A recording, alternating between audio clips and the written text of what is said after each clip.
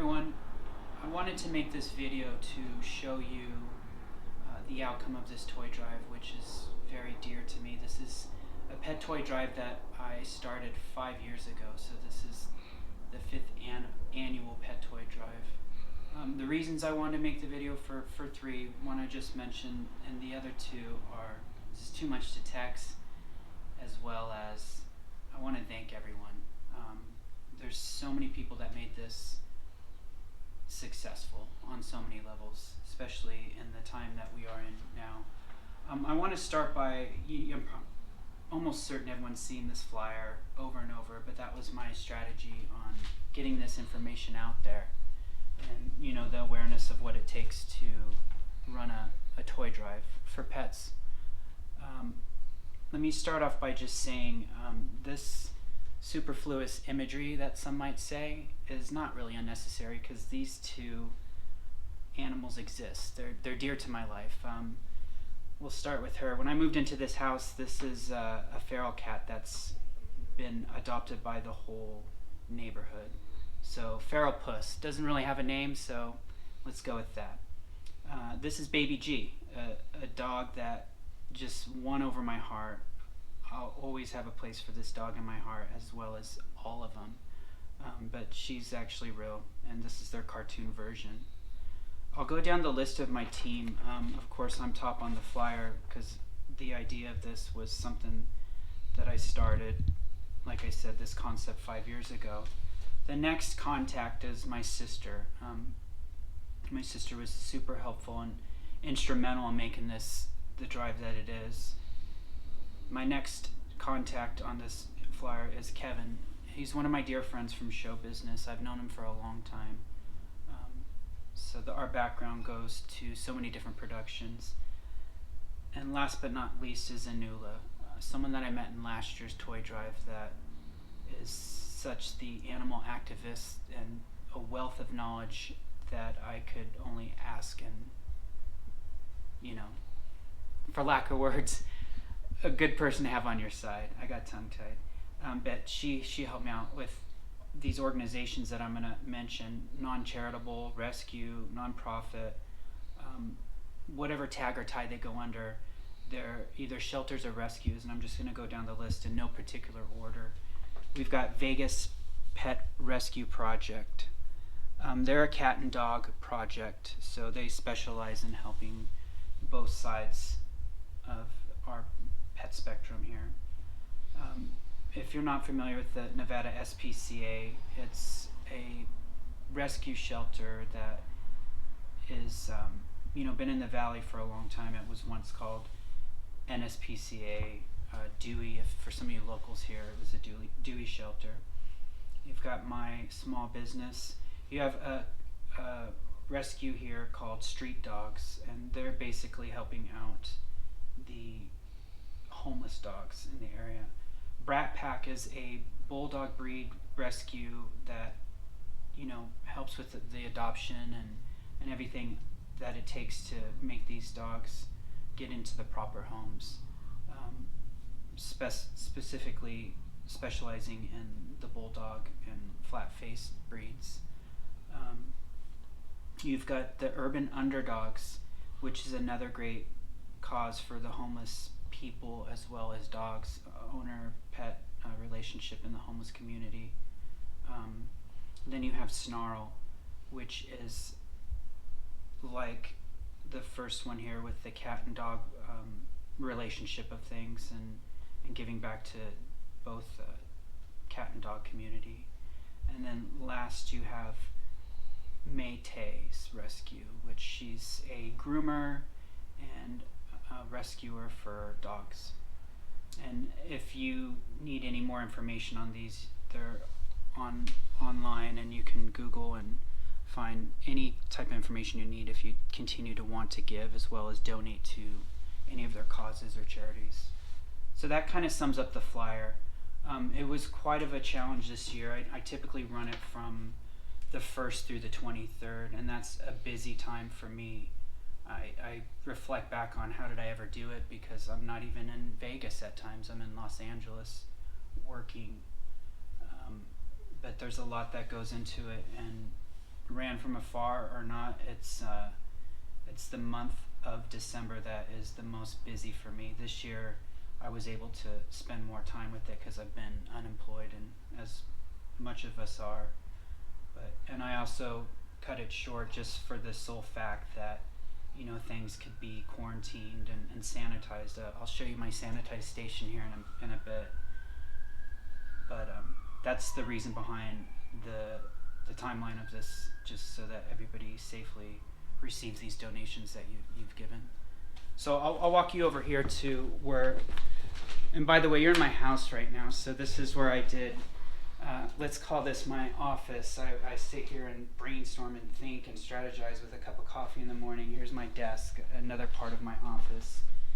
Don't mind the collection in the back, that's another story, another chapter of my life. This area I was doing a lot of like the sanitizing things, and I had showed this off. This is just this box that can cook anything that you put into it with the UV light and sanitizing the germs that are on whatever object that goes in here. And it's kind of like a lunchbox, and you zip it up and hit a button, and UV lights hit it for 3 minutes, and it comes back 99.9% germ free by a company called 59S. And then I had my wand here, which was very, very handy. A lot of bending over, a lot of motion. I think I burnt calories doing this. I think I did pretty good on offsetting the calorie intake. But this is a UV light that with safety glasses that you wear, and you just wand over garments, items, whatever it may be, continuously a few times, and that should sanitize what germs that could possibly be on the garment or the item. Let me grab a sip of water. Luckily I have this staged here. Here's all your guys' donation bags. I will be reusing them, repurposing them, and getting the donations back to everyone using these bags, so they won't go unused, and whatever's left over I have recycle bags, garbage bags, all that good stuff. So now we're getting into the success. This is where I'll go in so many different directions because I'm without words. There's not even words that can describe what you're about to see in this room. This room happens to be many things to me. It's my dojo at times. It's my escape room. It's my workshop for vending machines that I've been working on, as you might have seen out there with my business here. When we walk in here, I'm just gonna flow on as I look at things and what it conjures up, the feelings as well as the description. So let's just go in here. I'm a man of short words, right? Just kidding. Here we go, guys. Wow. And I'm gonna actually reach over here and turn on this little sign, because we are now open to go distribute all these donations that you guys so kindly donated. And I'm hoping that you catch a glimpse of what it is that you donated, and like, there it is, or maybe see it at a shelter or rescue or on someone down the road, knowing that you donated to a good cause. Here's the barrels that were out here. I actually went to a junkyard slash boneyard. I shouldn't say junk, because these actually come from a juice company, so they're food grade on the inside and they were sterilized and cleaned, but I just repainted them and repurposed them, and I figured it was a good donation type vessel. You can't go wrong with a 55-gallon drum. So here's, and I can name like where they were at, because I remember painting these specifically for the locations that I had them at, which I'm not going to forget to mention or thank. Let's go down the line then. How about this? My first place that I dropped off was at Tacotarian, which is downtown on Main. Wonderful place, amazing food, wonderful team, their whole camp. Everybody over at Tacotarian is just so amazing to me, and they didn't even think twice about wanting to help out, as well as they ran their their drives too, which was a toy drive and a drive helping the homeless. Two other things that I'm very passionate about helping, so you can imagine my support on that. So behind here you've got Juice Stars, which is downtown on 6th and Carson in the Carson building. Very supportive as well. They're part of like the downtown project with a lot of those restaurants in there, and just another well supportive place. The people over there, Christian and Sabine, are just so amazing, so supportive. I love them. I'm glad I've got to meet them, and I hope I get to go on to do more things with them. Then you've got my Nevada Brew Works one right here, and that's over there off Imperial in Maine. It's a brewery, and I can't wait to taste their beer once I get back to where I can enjoy beer and make good decisions and not excessively turn it up. In any case, I'm on the wagon right now, and I'm actually celebrating 8 months yesterday, so I miss beer. I love beer. If any of you know me, beverage is my passion. It's my background. I love sake. In those 8 months, I did come off the wagon for a day that I threw a tasting. That's a little tidbit about me. It has nothing to do with anything, but that's the strength and the endurance and the willpower that I do have to continue to go after my passions in life. This one was outside my house. And the funny thing was, like, I rotated these to where it started in front of my house, and then it continued onto a location that would accept it. The numbers in here are incredible. It may not look much on video or picture, but everything's been tallied up, and I want to thank Letitia and Jinju for helping me with this display for the photo opportunity, and sorting, sanitizing, counting, organizing. It's not over because this needs to go to the homes of where it will be.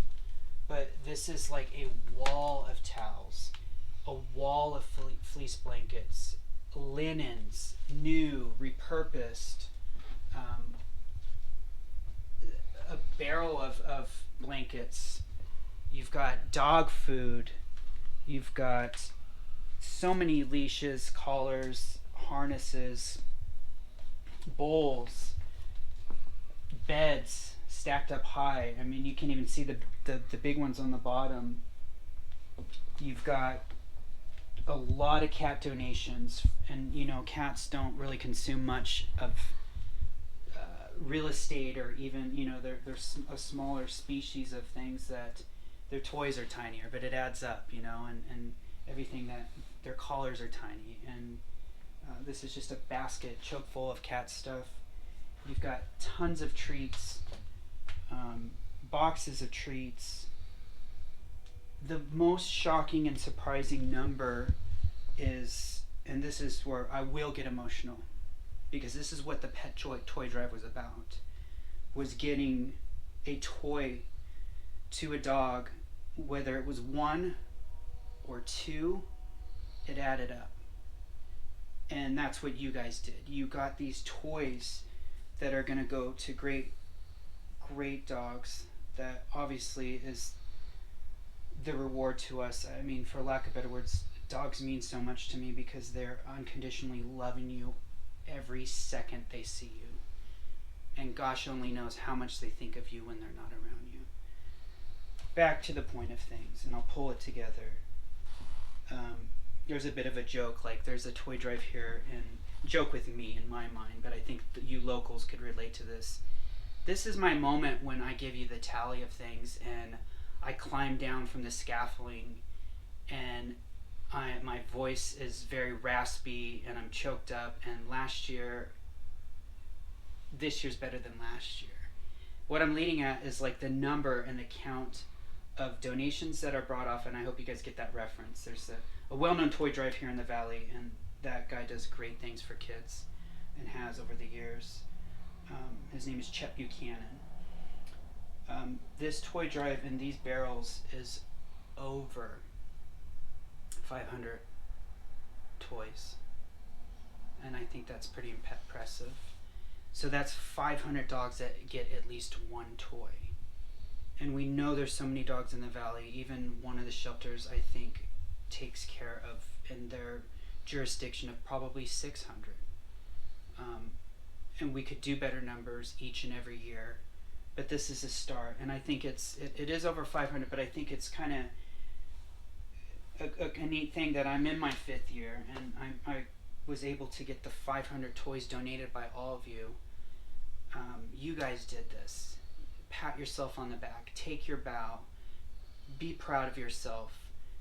And I just want to thank all of you. I'm going to get to posting and probably individually or mass thank yous on my Instagram, which is the only thing that I'm on social media.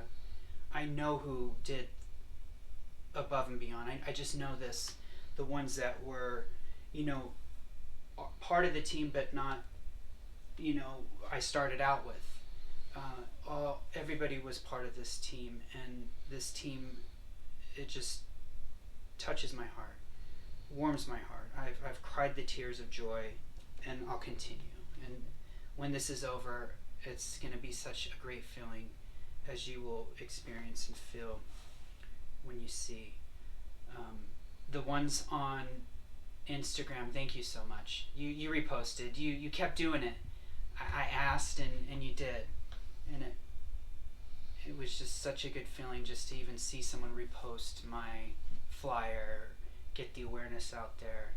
Then I had Nextdoor, and then I had all my other friends and family do their social networks, which would have been Facebook and whatnot. Word of mouth. My brother threw a nice gathering, and safely, guys. We did everything safely.